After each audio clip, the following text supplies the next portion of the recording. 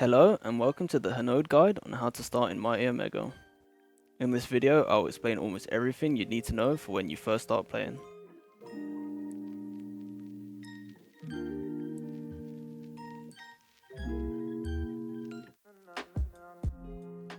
When you first join the game, you will be prompted to pick a first and possibly a last name. There is a small chance you can roll a Canon or Dev clan, in which case you will only need to enter a first name.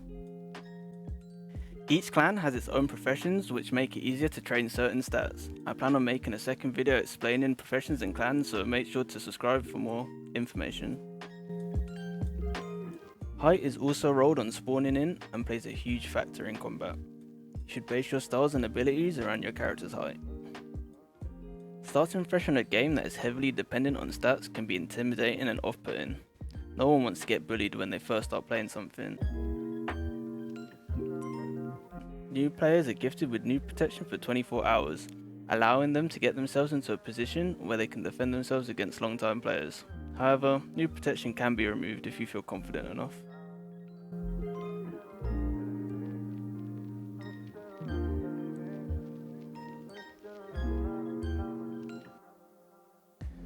Next, I will talk about the UI and how it works.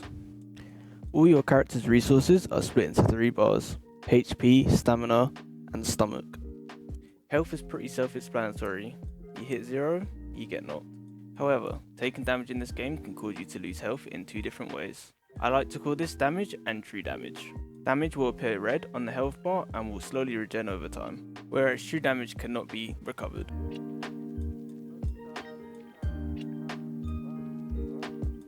Stamina goes down when doing nearly any action in this game. It is important that you keep it above the threshold when fighting and training. If your stamina gets too low, you will pass out and be left in a knock state. Fortunately, stamina always regenerates passively, so as long as you can use your resources well, you shouldn't run out. The stomach bar consists of 2 different values: hunger and calories. If you want your character to be big and fat, you should eat fattier foods that give more calories. Training with calories lets you gain more muscle, so it's best to stack up on calories before you do a training session. Stomach is also gained from eating. It is important that you keep your stomach high, as if it drops too low, you will start to lose fat and muscle. Food can be bought or cooked in game, and there's many places to buy food or ingredients. I would recommend buying food at the start, as the recipes and ingredients are hard to work with. My personal favourite place to buy food in MO is Jujitsuna Daimondo. It's a Japanese restaurant located behind the hospital, and it sells ramen, the best value for money food in the game. Gaining momentum in fights allows you to generate rhythm. You should build as much rhythm in a fight as possible to optimize combat ability. When you have a fighting tool equipped, you can hold R to generate rhythm. Players will also spawn with traits, which affect how their or their opponent's rhythm can be generated during a fight. In the future, I'll make another video talking about traits. Oh, bend the steady! Come on. The 2 numeric values shown in the UI are money and body fatigue. Money can be used for all sorts in this game, from buying food to helping with training. It is important to make sure you have as much money as possible when you start a session. If you are a signed fighter, your CEOs will normally give you money. Your contract will usually come with a daily pay and a join-in fee. It is your CEO's job to make sure you have the resources needed for you to be able to train to the best of your ability.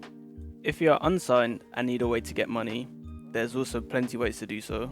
You can work jobs at shops, or go around robbing, but watch out for the police. Fatigue is built when doing any activity in the game which takes stamina.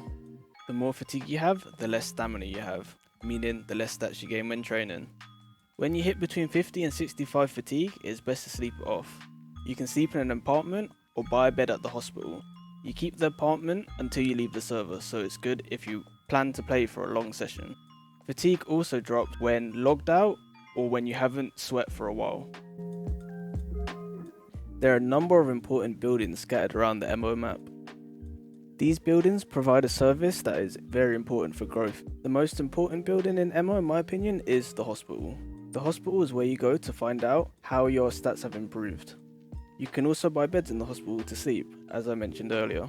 Buying an injury report from the hospital will show you your current stats. as well as any injuries that you've developed. It is important to buy one of these before logging off every time, so you know what you need to improve next session. Another important building you can find around the map is the bank. It's a good idea to open a bank account when you first start the game. This is to store your money safely and stop it from being robbed when you lose new protection. You can start a bank account for 3k, not too expensive. Opening a bank account lets you deposit and withdraw money. This can be done from the bank or ATM scattered around the map when an express card is purchased. It also allows you to transfer money between players. If you are a signed fighter, it is important that you have a bank account so that your CEO can send you money. There are other buildings around the map that aren't as important, but still good to know. These are shops like clothes and accessory stores, where you can customize your character.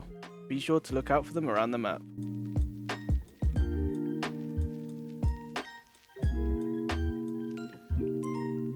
Your character's strengths and abilities are determined by their stats. There are 11 stats to train: durability, striking power, upper body muscle, ground strength, reflex, striking speed, lower body muscle, stamina, running speed, bone condition, and fat. As I said at the start, some clans make it easier to train some stats. I'll have a video on that in the future. If you're looking to take the game slow and train efficiently, I recommend training running speed and stamina at the start. Doing this will make it easier to train upper and lower body muscle later in the game. When training stamina, you'll want to buy a breathing mask. This can be bought at the protein store near the bridge. Your stamina passively goes up when doing any exercise with the breathing mask on. However, all exercises take more stamina. You can also train stamina by pressing R whilst running at max speed. This will put you in a light jog. You can tell if you're jogging by the speed you move and the animation. It will look a little different. Running speed can be trained in 2 ways. The first way is just by running. Simple sprint will increase running speed. The second way is with squats. Training running speed with squats requires you to click mouse 1 as fast as possible with the squat tool equipped. Fighting gyms and dojos will have a tool called Roadworks. Roadworks sends you running on a route that will start and finish at your gym. Completing a roadwork will give you an additional boost in both sprint and stamina stats. I recommend doing roadworks at the start and using BCAAs, which can also be got from the protein store. BCAAs reduce the amount of fatigue you gain by 30%, but also reduces the amount of muscle you build by 15%. I recommend using this for doing every exercise but upper and lower body muscle. Same goes for striking speed, which in my opinion is the most important stat to train. I will have a video talking about all the stats and what they do, so stay tuned for that. Striking speed can be trained by doing fast push-ups as well as hitting punching bags. It is important to wear limb weights whilst training striking speed after hitting 10 upper body muscle. This is because they help speed up stat gain. Limb weights as well as light vest, push-up tool and squat tool can all be found at the gym in the centre of town. Upper and lower body muscle can be trained by their respective tools, push-up and squat. When you hit 30 in either of the stats, you should wear a light vest to help train them. You can also start training them with apparatus such as squat rack or bench press. I recommend using protein shake whilst training these 2 stats. It will increase the rate that you build muscle, especially if you have calories. The last stat you need to train is durability. This can be done with the durability training tool. Use the tool and let someone hit you till you're about to be knocked, then use the tool again. As I said before, I recommend using a BCA whilst doing this to get as little fatigue as possible. Also, the more fatigue you have when training it, the more fatigue you'll get. Make sure not to get knocked when doing duro training, or you won't gain any stats at all. There are currently 4 learnable combat styles in MO. The first and most basic style is Advanced Brawler. Advanced Brawler takes the base combat everyone spawns with and makes it a bit more advanced, as said in the name. They get newer and cleaner anims, as well as new moves that can be learned. I will do a showcase on all styles and their requirements in the future, so make sure to look out for that. Thank you to Loquin for providing these clips.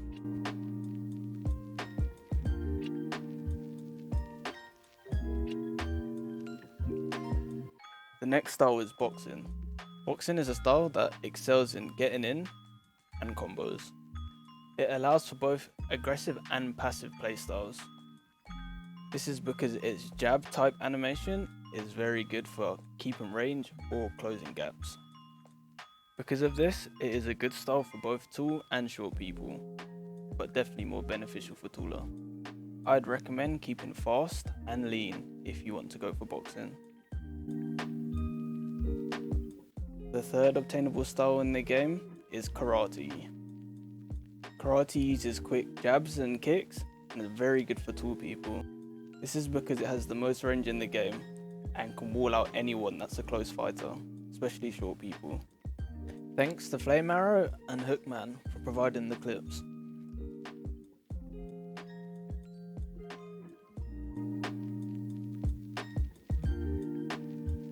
The last obtainable style as of right now is Muay Thai. Muay Thai is a leg-based kicking style. It's very good at closing gaps and getting in, but not very good at sustaining close range fights. This style also benefits from being tall, as longer legs equals more range. Thank you Imazayo for the clips. The socials of each clip provider will be in the description.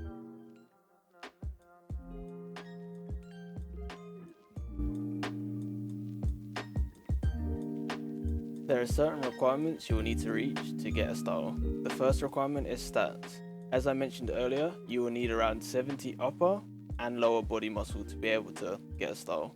When training stats in a dojo or gym, you will acquire style EXP. You will need 120 style XP to get a style. Once you reach 50 style XP as well as 30 upper and lower body muscle, you'll also be able to fight your trainer for more style XP. The more times you beat your trainer, the higher its level gets, the more XP you get. Skill XP is also used to buy skills. As well as skill XP, you will have skill points, which you start with 500 and they go down as you buy skills. You can buy skills from multiple styles, but only have one stance, so it's good to mix and match. You can also edit the stats and attributes of skills, as well as their names. This allows every player to be unique, and use their moves best fit into their build. I recommend testing a few styles out, but you only get 3 upgrade tokens for free, so be careful. As well as M1 and skills, there are other combat abilities within MO. These include N2, a guard break, as well as some skills that also guard break. Guard breaking someone will give you full rhythm and completely deplete their rhythm, as well as stun them and give you an opportunity to attack. Be sure to attack with any hard to hit moves if you get a guard break. Guard break moves can also be perfect blocked. Perfect blocking a guard break move will give you full rhythm and deplete the opponent's rhythm. It also stuns the opponent for a short while, so it's basically the same effect, just reversed. When blocking, if someone uses a guard break move on you, you can click M1 to also perfect block. This creates multiple mix-ups and allows you to make crazy plays when in disadvantage. Clicking M2 when blocking will do a counter on M1 attacks and non-guard breaking skills. Doing this will send them back and give you time to recollect. That's about all the important stuff you need to know for when you start Mighty Omega. As the game progresses, I will carry on making videos on new styles and also videos on the current styles. I will also make videos on big events. I was going to talk about the police force, but you don't really need to know about that for now. That will come at a later date. All you need to know is don't hit them if they're in uniform. Thanks for watching, subscribe, I hope you liked, and yeah, be ready for more.